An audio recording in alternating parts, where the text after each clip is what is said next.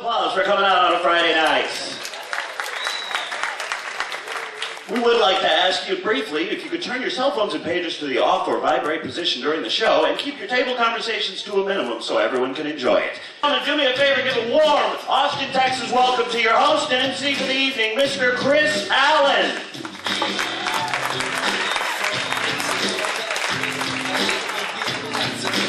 Hello, hey, we made it to Friday. Salute to us. All right. Or maybe not. You guys might get to hit the weekends. Okay.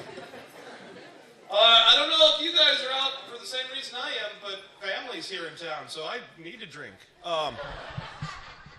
I got West Texas family, and they talk forever. They never shut up. And my aunts are just sitting there, and I'm like trying to bite an arm off to get away from them. And as I'm listening to, well, the baby got his hand stuck in a pickle jar. He just grabbed one of them big gherkins, wouldn't let go. His little face went red. And I'm like, I'm so fucking drinking. I'm so out of here. This is a drinking themed show. I mean, we might not always have every jokes about drinking, but the four guys you're gonna see tonight, all of us probably been drinking together for the better part of 10 years. So we know a little something about it, and they're mean to me because they give me tequila. Anybody else a fan of tequila? Yeah. Hey, let's make a pact and never drink that again. I don't know about you guys, but I strongly believe that tequila is not a liquor. It's more like Tourette syndrome in a bottle. Oh, after that fifth shot kicks in, a little voice in my head goes on, and it's a mean little voice. He's Mexican. I call him Jose because he's in control, and he's got a big stick slapping my brain with it. He's, Ole, come on, muchacho. Oh, come on, dance. I know you're big, white, and awkward, but do it. Come on. No, kick her off that pole. You dance way better than her. It's a true story. I know I made $17 in singles. It was apparently my milkshake does taste better than yours. So, but they'll buy me shots just to see what I'll do. And the same guys buying them will let me drink them, and I'll totally forget what I've done until they call me the next morning, about 8 in the morning. What? Dude, you will not believe what you did last night. Oh, what? You humped a mechanical bull. And you didn't stop me? Oh, no. Oh, no, sir. You were on for 8 seconds. You want a belt buckle. Well, holy shit. Hey, is that why my crotch is red and sore? Actually, no.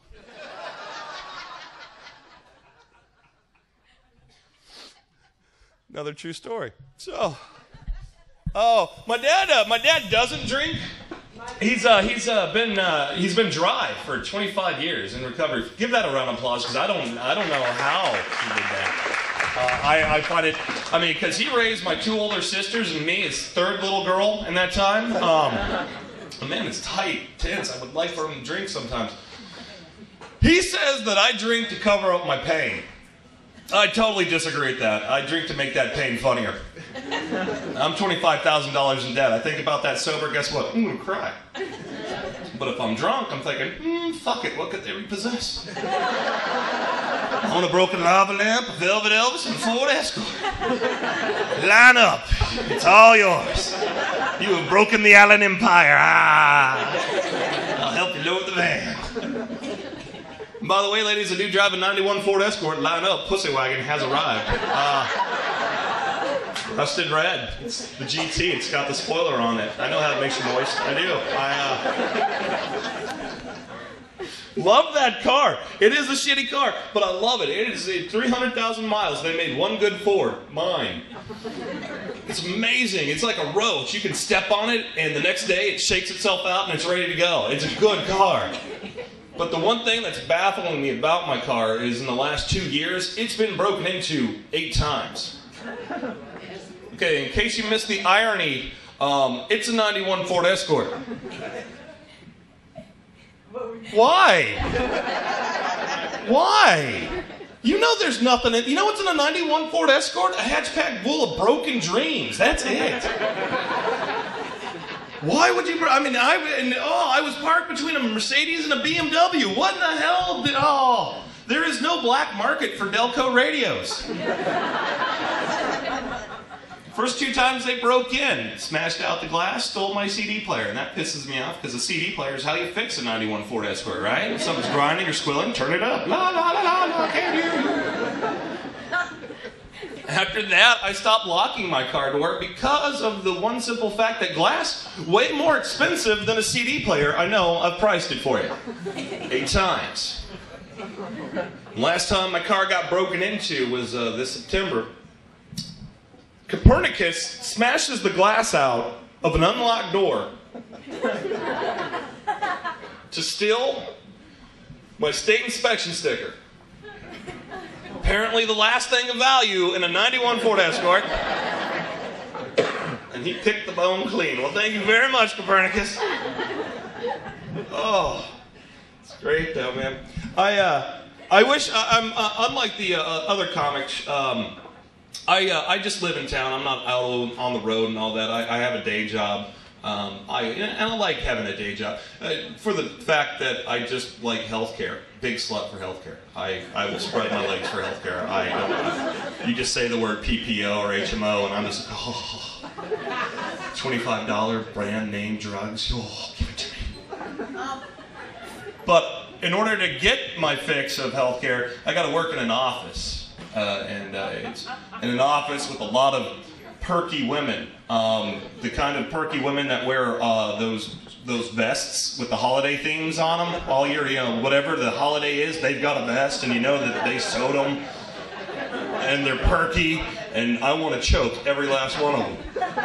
I do. On my least favorite day of the week, Wednesday, because in my office, the ladies have really adopted Hump Day. And it's a big Happy Hump Day, Chris. Happy Hump Day. Have to wait till the weekend. Happy Hump Day. When a cupcake looks like a camel, it's got a hump. Get it? Happy Hump Day. I'm like, I started drinking last night because of you. I celebrate Hump Day's Eve. That's what I do, lady. You have a 5-day work week. I have a 3-day work drunk because of you. And it gets even more bizarre with these women because there are 2 different groups of them. There are the women that really want to have children, and there's the ones that have just had children. Now, the ones that have just had children, I can get it because they're like, I had a baby, I want to look at my baby photos. And if you don't look at the baby photos, you're a dick. But you're like, you can only look at 900 fucking photos of a baby, and they all look alike. You're like, oh, look, the baby's asleep in this one. What's the... Well, the baby is asleep again. Well, let me guess what the third one is. Oh, no surprise, sleeping. Your baby is not interesting at all. I tell you what, it's got a dented head. I swear, what did you drop it? Did you drop it? I've got a friend that's an alcoholic. He sleeps all day, but I don't have a baby book of photos of him. But they love their babies. I can get that. But the ladies that have just had babies are hated by the ladies that really want to have babies. And some of them, you're trying to figure out the bitterness because, like, hey, you're 34 and not married and you have a hang in there kitty poster at your desk. You're not getting laid, so there's, slut it up. I'm worried about going home with you because if you wanted to have sex and I went home, I know that we'd have to take stuffed animals off your bed, and that's creepy. You just can't have an erection with Bobo the bear looking at you. You can't. That's Willie. You don't want to have sex. You want to have a tea party. I don't care about you people. That's my favorite joke. One day it'll work the way I want it to. Now, it's even more interesting than that, though. Right next to me is Amy. Amy is married, and she's trying to have children, and she talks about it all day long. She's like, I want to have babies. I want to have babies. And I went to the doctor, and my eggs are all viable, and my husband got his, spermie checked, and they're all, they're good. And I'm like, wait a minute, I know your husband. I've drank with your husband. Those are not good sperm. Those are lazy, and I bet cross-eyed and swim around in circles because we drank a lot together. But she's always talking about it, and she reads baby books. And now because of Amy, I now know more about the nay-nay than I ever wanted to. Really, secrets are good things. Keep them from guys. I learned this, that in order to conceive, the cervix has to have a certain thickness of mucus on it. There's snot down there. I didn't need to know that. I can tell you what, keep that a mystery, ladies, please. Because, you know, I've been a friend of the nay-nay, I've talked to the nay-nay, I've kissed the nay-nay, but if the nay-nay sneeze, I'm big fuck, I'm out of here. You can't give the nay-nay Vicks. You can't. No Robitussin for the nay-nay. I learned that. But Amy, God bless her, she's all, oh, I just want to have babies. I want to fill my house up with babies.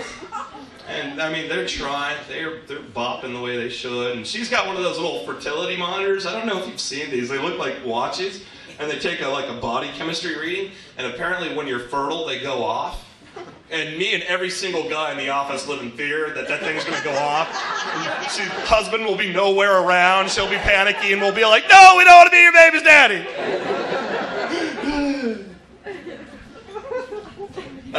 Maybe she's trying too hard. You know what? When did it become so hard to get pregnant? I think if we just remembered what our parents did, put on a prom dress, crawl into a station wagon, drink some Strawberry Hill wine,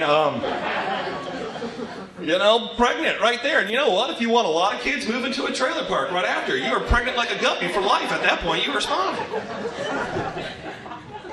God bless them. That was my holiday weekend. I was glad.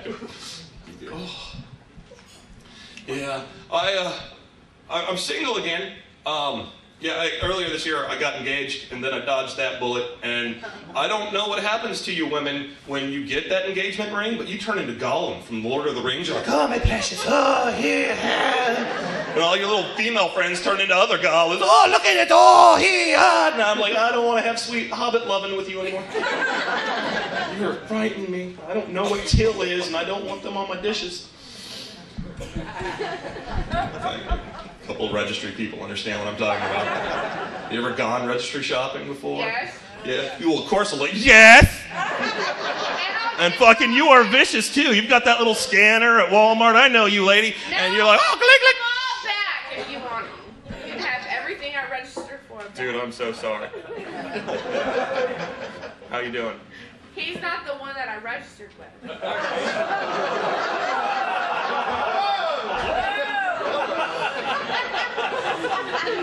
hiding. Hiding. The one she registered. I wonder why. Exactly. Exactly. I'm now afraid of you. So, and sleep. Oh, man, you poke a dragon, they fucking wake up. Exactly why I'm so fucking thrilled to be, like, single again.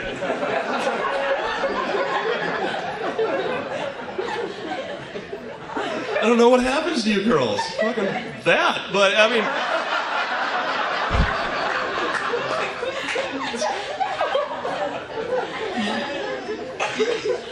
You don't realize how important the color of napkins are until she fucking loses it on you. Can't we just use paper towels? A couple reasons I broke up with my girlfriend. She pissed me off. Oh, okay. There's a 4-letter word women use that just irritates me when they're mad at you. And it's starting, no, not love. It starts with F. Fine. When you hear the word fine, nothing's fine. Things are fucked. You better be fine sleeping on the couch. That's what fine means.